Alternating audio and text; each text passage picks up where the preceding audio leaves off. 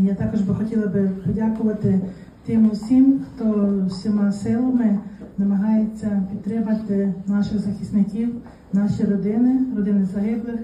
Знаєте, не обов'язково, щоб допомога була великою.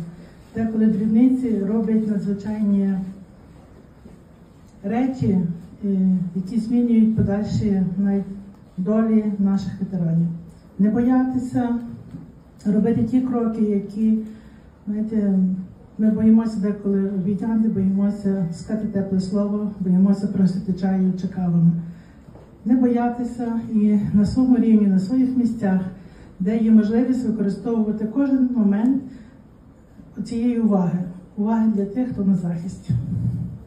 Я зараз прошу Анжеліку Володимирівну, наша психолог нашого центру, яка презентує нашу діяльність коротенько.